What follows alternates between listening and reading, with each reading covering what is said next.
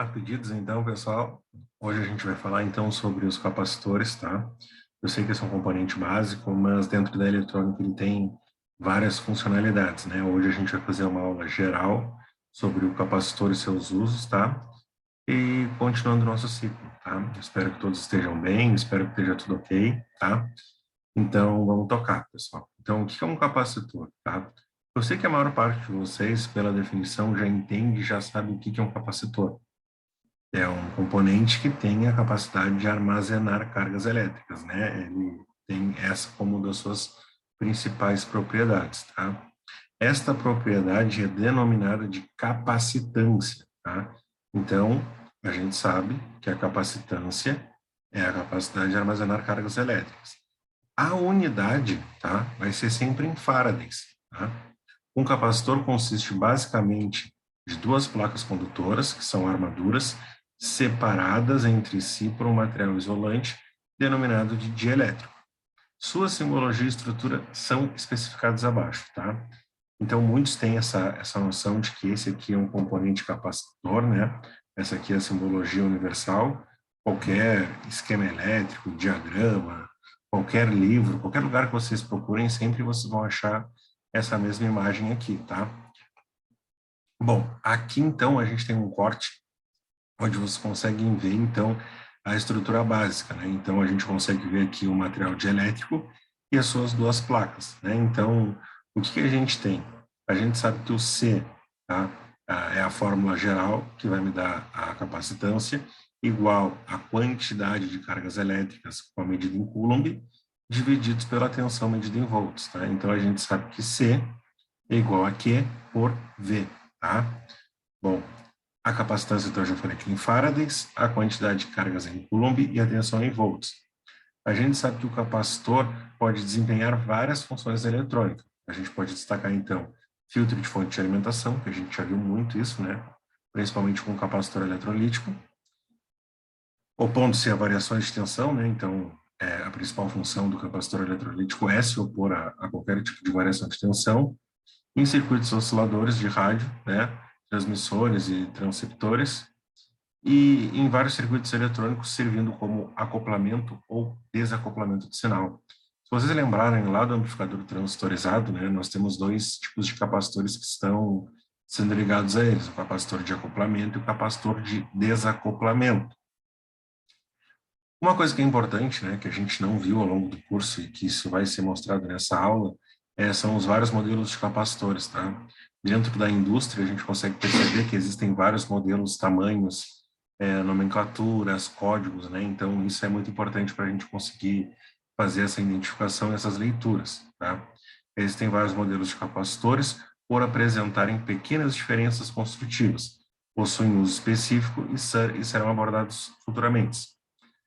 Porém, independente do tipo ou modelo de capacitor, existem uns fatores que influenciam diretamente na capacitância de um capacitor.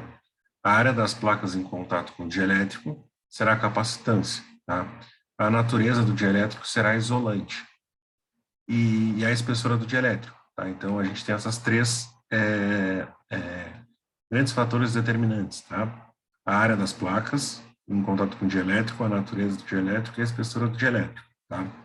Independentemente do tipo de capacitor, normalmente a disposição das placas se apresenta em formas das seguintes formas.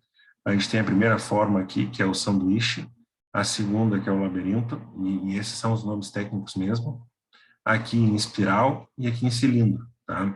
Essas são as quatro formas básicas que a gente tem como fazer a isolação interna do nosso capacitor, tá? A maioria dos capacitores não utiliza Faraday como unidade de especificação, pois trata-se de uma unidade muito grande.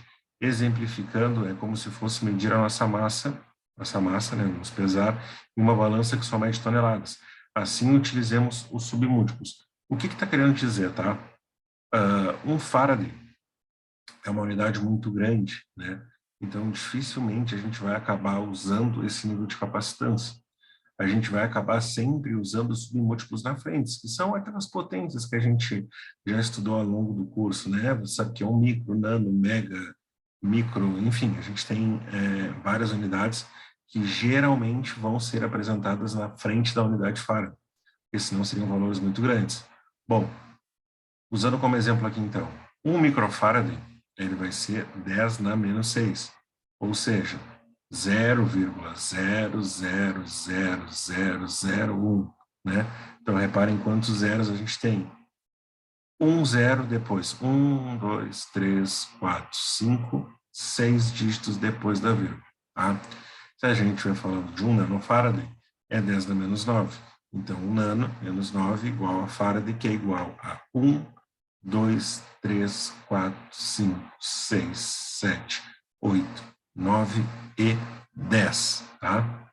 1 picofaraday, 10 a menos 12, vai ser igual a 1, 2, 3, 4, 5, 6, 7, 8, 9, 10, 11, 12, 13 farads, 13 algarismos, né? Aqui, então, deve ser 1, 2, 3, 4, 5, 6, 7. Então, é isso mesmo. Vai ser 10, vai ser 0, depois mais 6, 0, depois mais 9, 0, depois mais 12, tá? Então, são esses os valores. Um pico na menos 12, um nano na menos 9 e um micro na menos 6. Antes de estudarmos vários tipos de capacitores, vamos recordar alguns exercícios básicos. Bom, se a gente tivesse na aula presencial, a gente faria, então, esses exercícios aqui com a maior tranquilidade, né, na boa, mas como a gente está fazendo esses encontros assíncronos, né, a gente vai deixar para fazer esses exercícios aqui numa próxima aula, tá? Bom, o que a gente precisa entender, basicamente, da estrutura, principalmente da ligação dos capacitores, tá? A gente tem dois tipos, então, as ligações série e as ligações em paralelo. Bom, o que a gente precisa falar aqui que é determinante? Lembram sempre que eu falava lá no começo do curso?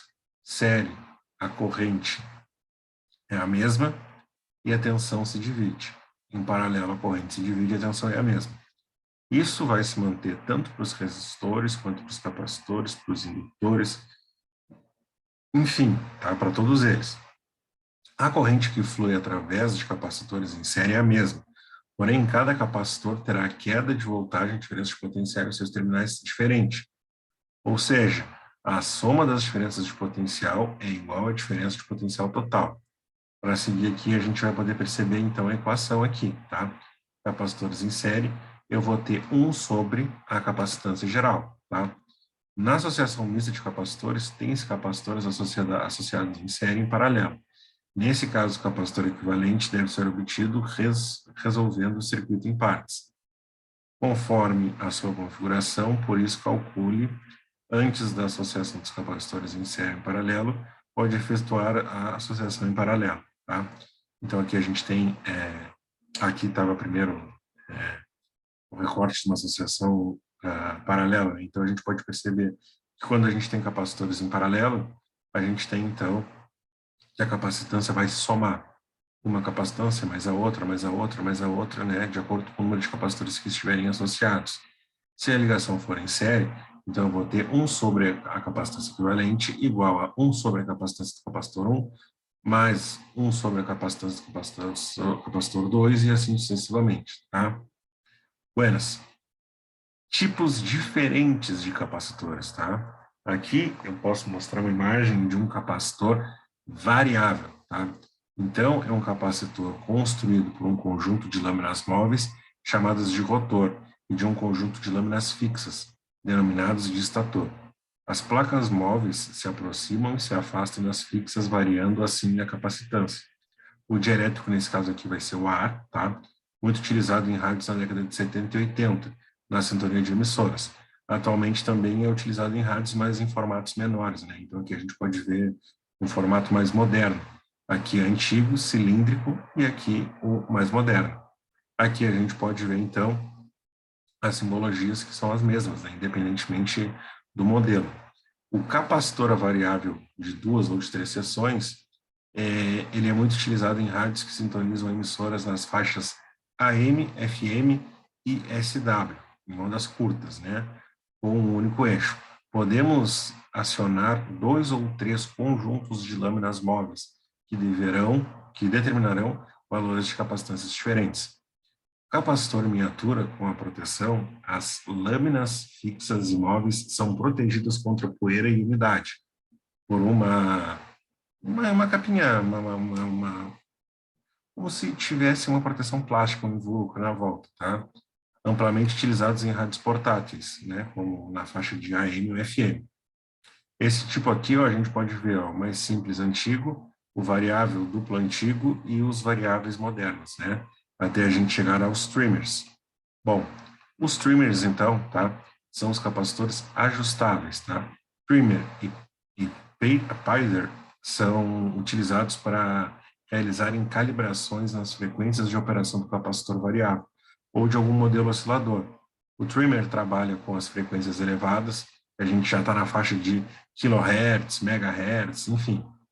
Quando o padder ele opera em frequências mais baixas, né? O trimmer é mais utilizado que o padder e atualmente em modelos de receptores que acompanham o capacitor variável, né? Na própria estrutura física, que a gente pode permitir ajustar, né? Calibrar tanto a frequência correta de receber das emissoras AMs. Então a gente pode ver aqui o FM, SW, SSB, SHP, PX, né? Esses tipos de capacitores normalmente após feito o ajuste da frequência, não precisam ser mais alterados, né? Então, esses capacitores aqui a gente ajusta ele uma única vez e depois deu para a bola, não precisa mais fazer o ajuste. O capacitor cerâmico é construído por várias lâminas de estanho prensadas e separadas entre si por um tipo especial de cerâmica, que normalmente também reveste exteriormente o componente. Esse capacitor possui várias aplicações na eletrônica: acoplador, desacoplador de filtros, filtro de ruídos e interferências, marcador de tempo RC, circuito Snobber e etc. Esses componentes possuem como característica importante o fato de possuir várias maneiras de leituras em seu valor nominal, como mostraremos na sequência. Esses códigos aqui, tá, são os códigos do capacitor cerâmico que são mais disseminados. Aqui a gente tem alguns valores de unidades, né, que a gente tem alguns exemplos diferentes. O que a gente precisa entender é que o capacitor ele é tanto utilizado na automotiva, na indústria automobilística em geral, residencialmente, né, equipamentos eletrônicos, mas também na indústria tem um valor imensurável, né? Quem aqui trabalha em indústria, já ouviu falar sobre banco de capacitores, vai entender, né? Então, a gente conseguir entender esse funcionamento básico dele vai nos ajudar em vários aspectos. Bom, outra coisa, a gente sabe que um banco de capacitor, ele não vai trabalhar com um capacitor de plástico, né? Ele é um capacitor a óleo, que tem a capacidade, então, de corrigir o fator de potência. Mas é um capacitor, né? Ele vai, então, ter o dielétrico dele, vai ter as lâminas internas dele, então ele vai ter um funcionamento específico, tá? Então a gente precisa entender basicamente como os capacitores funcionam para depois a gente poder ir evoluindo, né? Então o código japonês, tá, para os capacitores em cerâmica, eles muitas vezes ele é identificado pela marca superior do corpo ou do componente pelos 3 algarismos seguidos de uma letra. Leste esse número como se fosse um resistor, sendo os 2 primeiros números e os 2 algarismos, os 2 algarismos, e o terceiro número indica quantos zeros devem ser acrescidos nos primeiros algarismos, tá? Aqui a gente tem um exemplo, né? Então, a letra e os 2 primeiros números. Aqui vai ser a mesma coisa, tá? A diferença é que, nesse caso, o algarismo ele vai para o canto, que aí ele vai dar a sequência de vírgula, tá? Ou seja, por exemplo, aqui, 3N3, a gente sabe que é 3,3 nanofarads, né? Porque o N aqui está simbolizando o nano. Buenas. Depois disso, a gente continua trabalhando nessas faixas até a gente chegar no capacitor de filme plástico, tá? Que nada mais é do que um capacitor, pode ser também, né, além dos outros, um capacitor metálico, tá, de poliéster. Bom, o primeiro, geralmente ele vai ter um código de cores, assim como os resistores, só que ele não vai ser totalmente igual, tá? Vocês precisam ter algumas coisas diferentes, tá? O primeiro algarismo, segundo algarismo, terceiro algarismo, quarto algarismo, quinto algarismo, tá? Onde o primeiro algarismo vai ser, de fato, o primeiro algarismo, o segundo algarismo também vai ser, já o terceiro algarismo vai ser o número de zeros, enquanto o quarto algarismo vai ser a tolerância e o quinto algarismo vai ser a tensão, tá? Então, preto, 0, segundo algarismo 0, número de 0 vai ser 0 também, vai ser nulo, tem 20% de tolerância. Marrom, primeiro algarismo é 1, segundo algarismo é 1 também, vai ter 1, 0 e ele não tem tolerância, tá? Depois disso, o próximo que tem tolerância é só a faixa branca, que vai ter, então, 10% de tolerância, tá? Então, ele já vai ter um valor maior do que os outros e vai me proporcionar, tá? Isso que seria interessante a gente pegar um protoboard e medir, né? Vocês podem perceber que a partir do verde, tá? Azul, violeta, cinza e branco, ele não tem número de zeros, tá? E vocês podem perceber que o azul, violeta e cinza, ele não tem valor de tolerância, com exceção do branco. Por quê? Porque o branco, ele tem algumas especificidades em relação a ele, né? Isso no laboratório a gente conseguiria medir. Mas aí a gente deixa para falar numa próxima aula, tá? A tabela acima mostra como interpretar o código de cores dos capacitores abaixo. Tá? No capacitor A, as 3 primeiras cores estão laranja, laranja e laranja, que correspondem a 33.000, equivalendo a 3,3 nanofarad. A cor branca, logo adiante, é referente a 10% de tolerância. O vermelho representa a tensão, que é 250 volts. Tá? Bom, depois disso, a gente tem o capacitor de papel, que é construído por 2 tiras de alumínio, isoladas entre si por uma fita de papel com parafina, tipo essa parafina mesmo que a gente passa em prancha de surf. As tiras são enroladas de modo a fornecerem um cilindro, e em cada tira de alumínio é preso um terminal componente, tá? Podendo ser utilizados nas mesmas aplicações dos capacitores cerâmicos, e atualmente não é fabricado mais em grande escala. Capacitor a óleo, que aí sim é o nosso grande, a menina dos olhos, né, da parte da eletrônica industrial. Esse capacitor de óleo, ele é muito semelhante ao capacitor de papel. Ele possui um dielétrico e 2 tiras de papel impregnados de óleo especial. A principal característica deste componente é trabalhar em altas tensões, utilizados em TVs na etapa de saída horizontal, que hoje em dia já não se usa mais, ou em circuitos que trabalham em tensões altas, normalmente de 400 volts. Capacitor de plate assemelha-se com um capacitor cerâmico, porém possui cores especiais, formato regular e valores normalmente são expressos em nanofarads. Possuem como principal característica o fato de possuírem uma ótima precisão e poderem trabalhar em altas frequências, como por exemplo em setores de canais de TVs. A imagem abaixo temos exemplos de capacitores. As imagens aqui também ruim, ele é bem quadradinho mesmo, quadradinho não, ele é retangular e ele é bem fininho, né? Esses capacitores aqui, eles têm, eles são usados assim em tudo que você possa imaginar, tem um capacitor de papel ali, tá? Desculpa, um capacitor de plate, porque ele não suporta uma tensão tão alta, mas também não suporta uma tão baixa, ele não suporta uma corrente tão alta, mas também ele é um meio termo, assim, bem utilizado. O capacitor eletrolítico, né, que é um capacitor especial entre os capacitores, porque ele geralmente possui uma polaridade, né?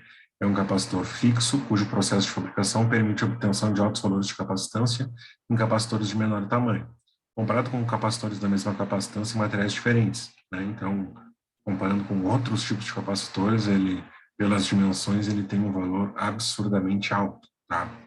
São constituídos por uma caneca, né, de alumínio, onde contém uma solução química condutora denominada de eletrólito, tá? Esse líquido é imerso em uma ou mais placas de alumínio especial. O alumínio entra em contato com o eletrólito, faz com que surja uma reação química denominada de ação eletroquímica, o que faz que apareça em toda a superfície da folha de alumínio uma fina camada de óxido de alumínio, e que, por ser isolante, servirá como dielétrico. Esses tipos de capacitores, conforme destacado, possuem as suas principais características, a alta capacitância e o fato de serem polarizados. Eles vêm com um valor indicado em microfarad, são utilizados principalmente em filtros de acoplamento ou desacoplamento em circuitos de baixa frequência ou em circuitos temporizadores. De acordo com a posição dos terminais do capacitor, podemos classificá-los como em radial ou axial. Possuem faixa o corpo, né, para indicar o polo negativo e o polo positivo. Então, esse capacitor aqui, ele é disparado o capacitor que é mais utilizado em filtros, tá? Para poder fazer a diminuição do Ripple. Ele tem polaridade diferente dos outros e a polaridade dele pode ser indicada em alguma das faixas dele, tá? Vocês podem perceber que aqui, ó, a simbologia dele já muda e aqui vocês podem ver 3 diferentes tipos de simbologias que são mundialmente aceitas, tá?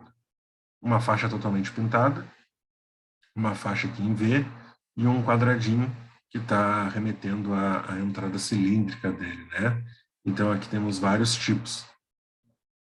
Bueno, terminal positivo, terminal negativo, geralmente ele é medido em microfarad, né? Sempre a unidade dele vai estar 100, 10, 5, 0,5, não importa o valor, mas a unidade vai estar em microfarads, e são essas as especificidades dele, né? É um capacitor muito utilizado e muito, muito importante, tá? Então, basicamente, hoje era isso. A gente revisou e viu coisas, fatos novos sobre os capacitores. E na próxima aula, então, a gente continua, tá? Valeu, valeu, valeu. Um abraço a todos.